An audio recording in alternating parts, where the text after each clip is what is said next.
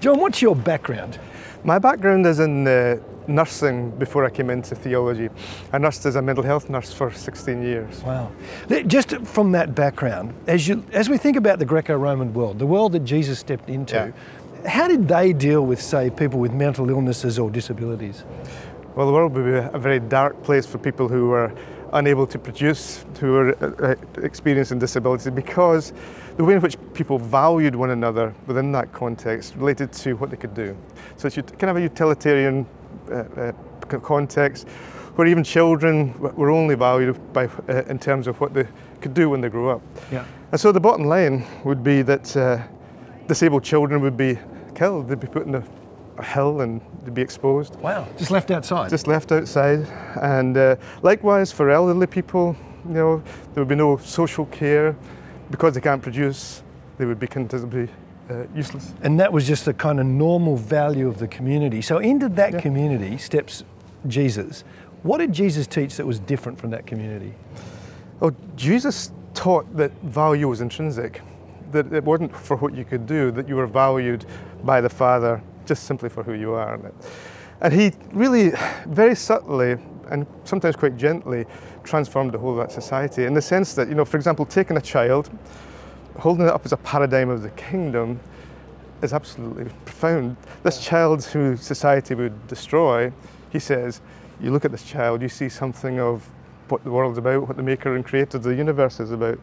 Likewise, his relationships with women were quite transformative. Women were considered to be chattels, property, but he communes with them. He allows women to do things that no other rabbi would do. And so, it's a fantastically... Now, the early church picked that up, didn't it? The early church certainly did pick up on that, and they were strong in the way that they kind of lived quite differently from the Greco-Roman culture, had different attitudes towards children, and in a real sense stood against that kind of way of valuing people. Did that cause... Was that part of the reason that the church grew so much in those first several hundred years? It would be a contributing factor. I mean, the early church was well, two things. One, it was a community, very communally oriented and very much focused on Jesus. But of course, the early church had its own problems, which is why we have the letters of Paul. So, but yes, some of the seeds of that transformation would have been sown there. Would you say that the teaching of Jesus on the kind of individual is important? Was a real transforming thought for the whole of the community society that then was then? I think the early church, like the church today in a sense, works like a catalyst. A catalyst only transforms things by being itself. It doesn't look to be anything bigger than itself. And I think the church kind of did that. It focused in on what it meant to be a Christ-like community, and by living that out, brought about transformation beyond that. In other words, it didn't have a kind of big vision of itself that we're going to change and transform the world. The vision that was given to the church was to be itself. And by being itself, it did change and transform the world. When you say being itself, what do you mean by that? I mean, what was being itself? Was that actually representing the person of Jesus? It was taking seriously the Christ-centeredness of creation, of the world. In the death and resurrection of Jesus, the early church saw something quite differently. The world hadn't changed, it looked exactly the same, but the way in which they were able to look at the world was quite different. So in that sense, what that means is just simply allowing being with Jesus before and after the resurrection to transform how we see the world. Wow. In particular situations, like for instance the times like the plagues when people were dying, the church stepped into those modes, didn't it? Well, the church certainly had something to say. In a situation of deep hopelessness like that, and when it looks like your whole society is coming apart, the possibility that there's more to life than this was very important. So it followed through and created bridges. Yeah. So John, what we're talking about, the church hasn't always reflected the attitude of Jesus, has it? No, it hasn't always. I mean, and there are certain theological issues that are problematic. For example, the connection between demonology and certain forms of mental health problems that clearly are significant issues. But one of the big issues, I suppose, in relation to, for example, people with intellectual disabilities, is the association of the image of God with rationality. Yeah. And the way that rationality and the essence of humanness is presented within the Christian tradition often makes it very difficult to see the humanness in people who have advanced dementia, Right. mental health problems or intellectual disabilities. If what we think is what we are, Yeah. then there's an issue.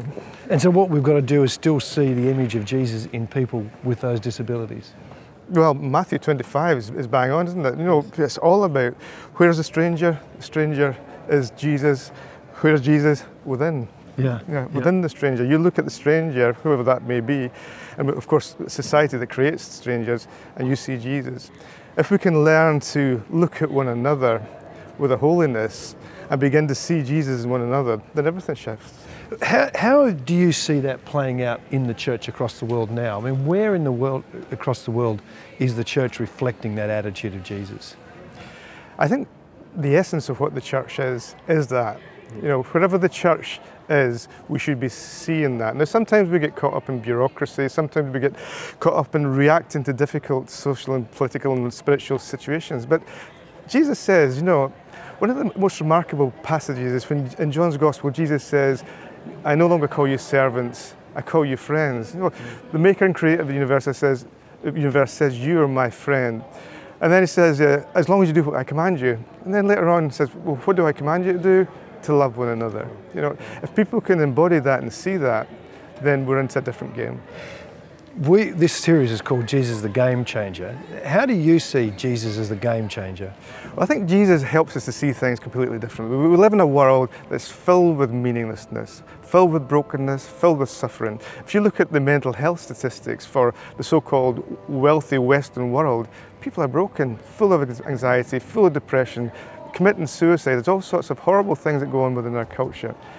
Jesus brings a different light into that.